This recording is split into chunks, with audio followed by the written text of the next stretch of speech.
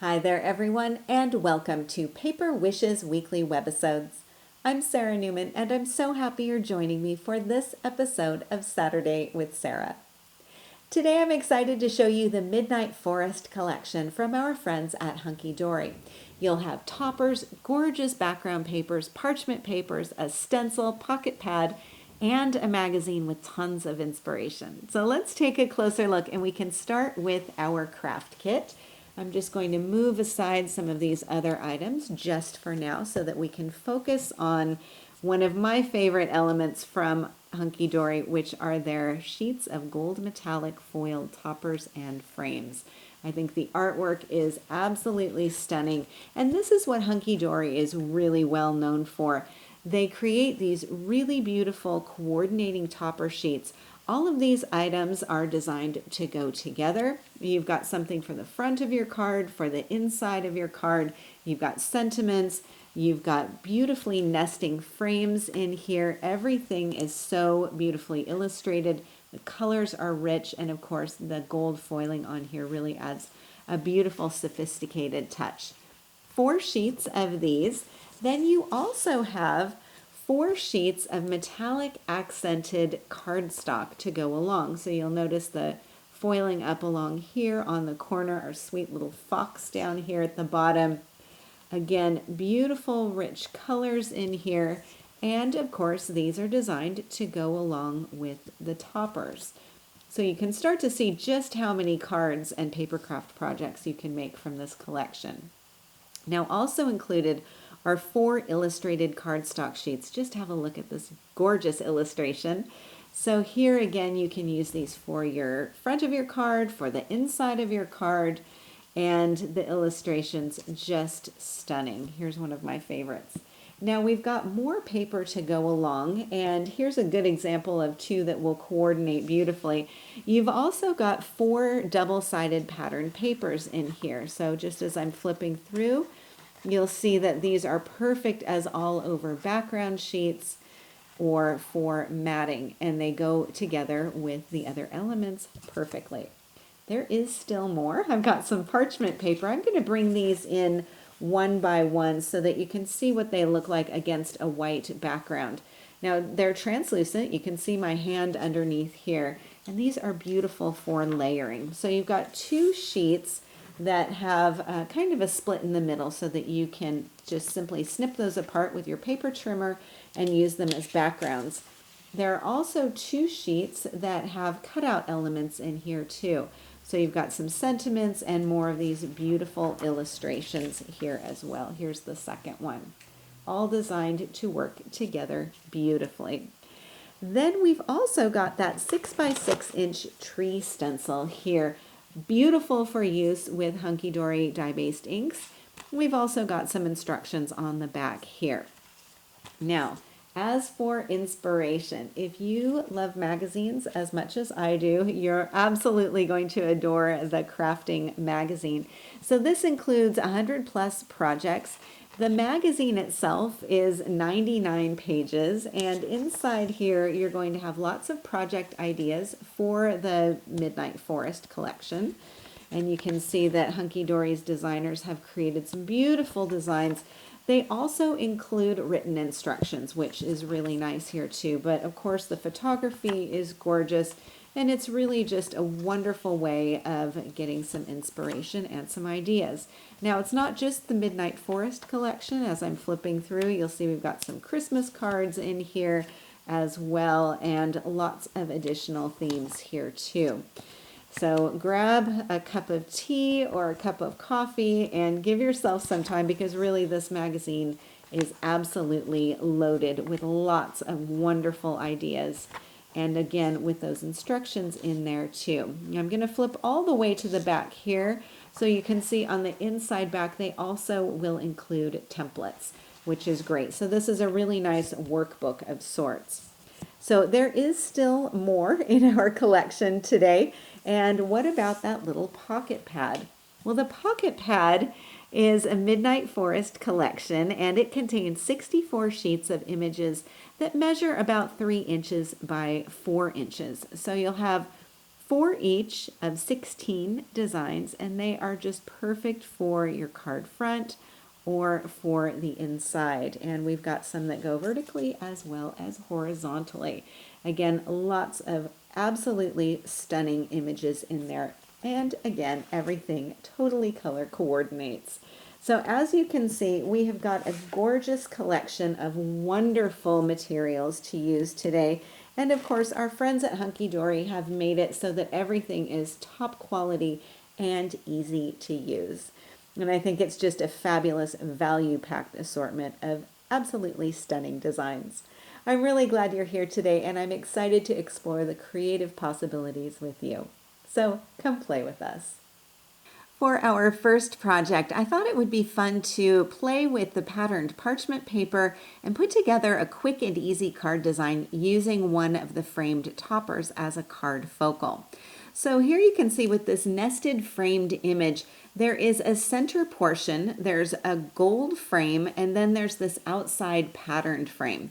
If I flip this over, you can see where all of those are die cut, so they can just be popped out from one another. You can layer them with some foam tape. You can also do some offset matting, or you could use the frames individually if you wanted to. But I'm going to keep things simple, and I'm going to use them all together and foam tape them as one piece to the front of my card. So all I'm going to do here, well, first I'm going to move aside some of these elements, and I'll actually bring in this piece of blue cardstock just so that you can see the white. It doesn't distract from the white of my background. And I'm just going to take some pieces of foam tape and place them on here. So I'm covering over where those die cut portions are. That's going to keep everything kind of held in together. And then the foam tape, of course, is going to give me that wonderful dimension. So I've pre-cut these pieces of foam tape from my giant wheel of tape, and then I've got my pieces ready to go. So automatically I've got a beautiful focal image. It's got that wonderful gold metallic shine on here, beautiful center image, and this gorgeous framing on here. And of course, then with the foam tape, I've got some dimension as well. Now I have lots of different options for my background paper. I mean, I could simply take my card blank and put this on the front and call it good. That would be fine. I can also add in, of course, either some solid cardstock, and this happens to go nicely, or I can work in this gorgeous patterned parchment paper. Now I do want to show you up against the white of my card blank, this is really going to make those white flowers on the patterned background paper pop.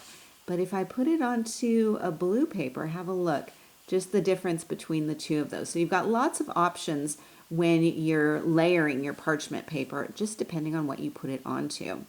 But I've trimmed this down slightly smaller than the front of my card, and that's going to give me this nice frame around the outside edge. So what I'm going to do is figure out where I want my focal element to go, and I'm going to position this right up in the center. I know I want to add a little accent piece down at the corner, so I'm going to make sure that I allow some room down at the bottom for that. And then what I'll do is just simply take off those liners and then add my framed piece onto the front of my pattern paper. So I haven't glued this down yet, and this is just positioned on the front of my card. And I'm going to just simply place this down. There we go. Then what I can do is lift this entire piece up, flip it over, and I can put my adhesive on the center area where I know I've got my focal element. Although this is pretty heavily patterned, it does have a translucency, so I want to make sure that I'm able to use adhesive that's not going to show through. And I'm using some super strong tape here. And for our demo, I'm just going to put one piece down on here. I would use a little bit more in real life, but for demo purposes, I think this can do. Okay, so I've got this tucked down in place. And then I also want to make sure that my edges are not going to come flipping up. So for this, I'm going to use a little bit of glue stick. And I'm going to apply the glue stick to the card. This is much more absorbent than that non-porous parchment paper, but I'm still going to use a light touch. And I'm just going to apply this around the outside edges there. I'm not overdoing it, because I know that I will have my security there with that super strong tape. And then I'll just position this down and smooth it down. So I've got this secured in place. Ta-da, super easy. Now I've also got this little thank you sentiment here, and I want that to go right about here. Now when I glue this down, I want to make sure that it's not going to sort of lean off to one side. Since this is dimensional, this also needs to be a little bit dimensional. So I can either pop the whole thing up with foam tape or just get a little tiny piece to go behind this bottom corner. So that's what I'm going to do here. I'm just going to grab my scissors and snip this little piece apart. And then add this right down into the bottom area, so that when I secure this down, it's all going to be level. So there's the front of my card. Now what about the card inside? Well, let's open this up. I've also got this beautiful parchment cutout. I really like these. And I've trimmed this down. It's got a really nice coordinating image, and of course it's got the sentiment here. I could just grab that glue stick and glue this down and call it good, but I've also got this other nested frame. Now it doesn't quite fit on there perfectly because of course I've got the arches here and then I've got this rectangular portion, but what I can do is trim some of this down. So let's shake away my card, and what I'm going to do is position this so that I'm not going to get this top portion of the frame, but I can get the bottom portion. So I just want those words to show. And that looks like it's matching pretty well there.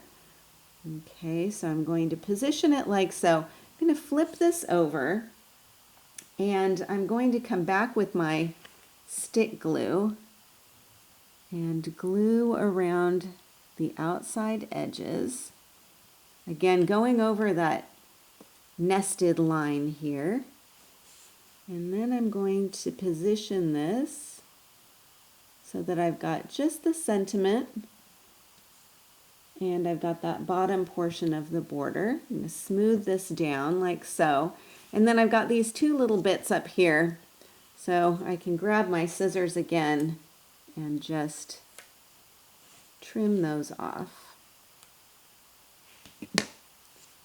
Okay, get that off to the side, and then from here I can go ahead and glue this down. Now I would probably use my double-sided tape for this portion, but I've got my glue stick to hand, so for the demo I'll just use that. Secure this down right to the inside of my card front, and there I've got my framed portion on the inside and then my decorated cover. Now I could also add in a little bit of softness here, and that's what I'm going to do.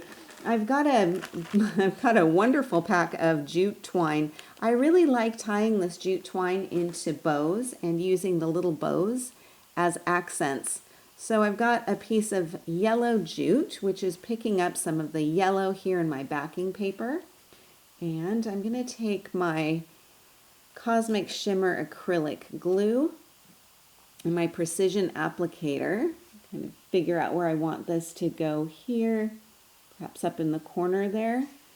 And I'll apply my glue to the knot of my bow. And let's position this right here. Now I can hold this with my finger for a long time, but I've also got a clear acrylic stamping block, and I'm going to pop that right on top and let that glue and set in place. And the clear acrylic block is nice because then you can see that to make sure that that is not moving in any direction from that wet glue. It's going to stay in place. So I've got that ready set to dry, and all I need to do is wait a couple of minutes and I will have my first card down. And you can see how quick and easy it is to mix and match these various elements and how easy it is to create a really beautiful handmade card. The next project is also using the toppers, but for a fun tag in a bag project. So here I've used those really sweet rabbit toppers for the front of the bag and also for the tag that goes inside, the front as well as the back. And the die that I'm using is one of my very favorites, the tag in a bag. And this die set will give you the tag shape, which is a really useful one to have for lots of projects, plus the bag. And so you can use the two of them separately. You can also, of course, use them together. Really easy to do. So the tag, of course, you'll die cut and you will have the tag shape. For the bag, when you get this, you're going to have a piece that looks something like this. So you'll have the outline of the bag. You'll also have this really cool decal edge up at the top. You'll also have the score lines indicated on here. So this is really easy to simply flip over and fold up. Now I do recommend using a bone folder to get some nice crisp lines on there. I also recommend you use the extra sticky tape for securing the long portion as well as the bottom in place, and that's just going to hold everything really securely. Now you'll notice here with my sample that I've got both sides of that cardstock showing, so do keep that in mind when you're choosing whatever paper you're using for your bag. Now for our bag, I used this design, which is the lightweight double-sided pattern paper. So this works really nicely, folds really easily, and of course is going to give us both sides of this gorgeous design. So you can see here, I could have chosen either one of those to be the outside. Both of the colors coordinate with the colors in our topper. So quick and easy to do. Now on the front, I've just foam taped the large image and added a portion of the border down at the bottom. And I've die cut my tag to coordinate, of course, and I'm using this metallic accented cardstock. So it's beautiful metallic gold on here on the border as well as interwoven on these florals. And I've just simply positioned the tag die on there and ran it through my die cutting machine. Now this cardstock is white on the other side. So what I decided to do is cut a second tag from the black portion and glue them together. So I've got the black on the back of this metallic foiled piece. So gluing both of those together. Now I've got the bunny topper on the front along with a sentiment. This is on foam tape, so is this. And on the back, I've got another coordinating sentiment plus snippets of the border at the top and the bottom. Now the tag does have a hole in the top and you could use ribbon or jute twine through this. I, in this case, used a snippet of the border. And to do this, all you need to do is just take one of those border pieces, cut it down to size, and kind of loop it around like so. You can fold it flat if you want or leave it a little bit dimensional and then simply glue it in place. And again, I'd recommend the extra sticky tape for that. So that's just looped around, kind of covering up that hole. So I've got the two of them to coordinate together. And I think this makes a really fun greeting on its own. I absolutely love the tag in a bag die and all of the projects that you can create with it. And of course, with this being the bag, you can also tuck in additional items. It's absolutely perfect for gift certificates and some other flat treasures. One thing I love about the Hunkydory collections is how easily the elements coordinate, and it just takes so much of the guesswork out of mixing and matching your pattern papers, your background papers, and your die cut elements when you know everything is designed to go together. So here for my card front, I've first covered my card with this dark green double-sided patterned paper. I've got a little snippet of it left here. And you can see it's almost like a faux texture design. You've got some hints of light color in there as well as the dark green. Now on the other side is that beautiful midnight sky pattern. So I've first covered my card front with the dark green, knowing that of course it will coordinate perfectly with the frame as well as the colors in my background piece here. So I've then trimmed down my patterned cardstock slightly smaller than the front of my card and just glued that right on top. And then I've added this frame topper here. Now on the sheet, of course, there's something else that goes on the inside of this frame. So I've removed that and set it aside. I'll use it for another card later. In this case, I just wanted the frame, and I've used the double of the frame here. So the patterned outside as well as the solid gold. And I've just placed this down onto the front of the card, sort of interrupting the larger image. This is up on foam tape too, to give a little bit of dimension. Then I've simply glued on an ivory bow, and this ribbon comes from the Ivory Ribbons collection. It's got lots of different styles and designs of ribbon in here, and I really like this one that has the dots. And I think this creates a really nice bit of softness on the front of the card. So this has been simply glued down and then accented with the "To Someone Wonderful" sentiment. Then for my card inside, I have another portion of that same background cardstock plus a birthday message here. So quick and easy, and also I think a really fun and pretty design. I absolutely love the illustration on here. Now I've got another card project to share with you too. And this is also another really simple design. It's also using the cardstock for the focal. I love this owl and how striking she looks with that black background and that gold foiling on here. I think that is just so pretty. So I first trimmed off about 1 inch from the front of my card, glued the patterned cardstock on top, and then trimmed around the outside edge. And then I've added the "Thinking of You" message with foam tape. Then for my card inside, I've got a lot going on here. I have patterned paper on the right-hand side, and I have foiled cardstock here on the left. I've also trimmed a portion of that floral border to go on this edge, and then added another owl image here. Now this owl is from the pocket pad. So let's bring back in our little sample, one of our sample sheets here. I was inspired by the oval frame that's already printed onto that owl, and so I took one of my oval dies, and of course this is coming from the 12 oval and scalloped die set. It's got not only the smooth edge, but the scalloped edge, which I used as well. So I've just positioned this down here. This one I think is about 3.5 inches from top to bottom, and it just happened to fit perfectly on there. So I've secured that down with a little bit of low tack tape and ran it through my die cutting machine. And of course I've got the nested scallop design to go along there as well. So when you've got your pocket pad elements, of course you can use them as the rectangle that they come in. You can also die cut them. You could go vertically or horizontally, however you want to go. And not only with the ovals, but you could also use, let's bring in this other one here, you could also use the rectangle dies or circle dies or whatever you happen to have on hand. So you can choose your elements like so, and even add in some of those nesting pieces. So this is from the rectangle die set.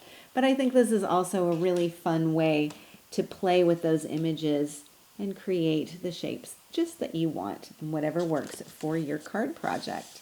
So here I've got my owl trimmed into an oval. I've got the scalloped oval mat underneath. And then I've also added in here some foil topper pieces for my card message. So I've got this little scallop shape here with a little bit of parchment as the topper, and then this one is just simply positioned down with a little bit of foam tape. Our final card is focused on that beautiful moonlit forest mask, which I used in a shadow stenciling technique. And you can use a stencil like this one for so many different effects. And what I like here is that Hunkydory has included some step-by-step instructions on using an ink blending tool and inks to create a stenciled background here. And I'm going to show that to you, and also how to create a shadow effect with your stencils. So let me move aside my various elements here, and I'm going to bring in my tools and supplies. So I'm working onto my craft mat here, and this is going to help because I'm also using some of the dye-based inks. The three colors that I'm using are Shamrock, Spearmint, and Khaki, and the dye-based inks are going to blend beautifully. I'm also using a blending brush here. I'm using the same one for all of those colors. And I've got some plain white cardstock here on hand. And then of course I need to have my stencil. So a couple of things you may have already noticed about my stencils, that I've got lots of little bits of tape on here. And this is because I only want the tree portion of the stencil. I don't want all of the stars on here. But let me show you again here. You'll notice that it would be kind of difficult when coming in with a blending brush to avoid those stars. And trust me, I tried doing that, and then in the end I figured I'm going to have to mask these off. The masking tape that I'm using is Hunkydory's low tack tape, which I use pretty much every day for lots of different various techniques. So in this case, I'm just using little bits of this to mask off those stars. And then I'm going to use a larger piece to hold down the rest of my stencil. So I've got this positioned here, and then I'm going to take some larger pieces and secure down this side, kind of hold this down in place, and get another piece to secure down the other side. So I have the stencil secured to the cardstock, secured to my craft mat, which is really going to keep everything in place as I'm stenciling. So then all I need to do is grab the lightest color of my three. In this case, it's going to be the spearmint. And I'm just going to pick up some of this color on my brush, on my blending brush, and I'm going to come in gentle circular motion and just simply apply that color through the stencil onto my cardstock. So I'll be blending along here. I want to make sure that when I do this, I'm not stenciling too vigorously so that I would be moving that stencil around or perhaps going underneath some of the detail portion of the trees. So I'm hitting the highlights, the tips of these trees with that lighter color. And I can do as much or as little as I want of that, and then work up to my next color, which is the shamrock. And I'm using the same brush for this color. I don't use a clean brush in between applications. And although you could, I tend to have a blending brush for each color family. So this is my green blending brush, and I use it for all shades of green. Okay, so I've got this next color coming in, and then I'm going to come back in with the khaki, which is the darkest of my colors. And let's add some of this here. And the reason that I'm using three different colors instead of just one is because I really like having the variation of shades of a color on my stencil. As an Oregonian, I'm used to seeing lots of different shades of green on trees like this one. So that's my reasoning. So as I'm coming along here, you can start to see where this is all coloring through. Now what I can do is continue with the entire piece, and then I'll have a beautifully stenciled background. So let me pull this off, and we can take a look at this design. So already I've got something really pretty and a beautiful background, as much as I want, so I can use as much or as little as I want of that stencil piece. Now I've got another piece that I've already stenciled pretty thoroughly. Let me pull this piece out of the way here, and I'm going to bring in this portion, which I've already done all of the trees, and then I'm going to take the same stencil and I'm going to realign this. I'm going to figure out where those trees are. There we go. Let's see. There we go. And this is where the stencil is. Now I'm just going to shift it over slightly. So I went from complete coverage to inching it over just a little bit up and to the side. And I'm going to stick down the stencil again. I'm going to use the same piece of tape that I used before to secure down the other side. And I'm going to go back to my lighter color, so the spearmint, and my brush, and I'm just going to lightly shade around the entire piece. And this is going to give me a really pretty shadow effect on those trees. I will also add that this is a great way to hide any little oops mistakes you may have made with your blending or with your stenciling. So I'm just going to keep shading this in, again, as much or as little as I want. And I'll lift this up so that we can see that I've got my shaded effect on here. Now that's really pretty and I like that a lot, but I also want to add some more trees in the background. So I'm going to pick up the stencil and again reposition it so that I've got some of those tree tops showing here.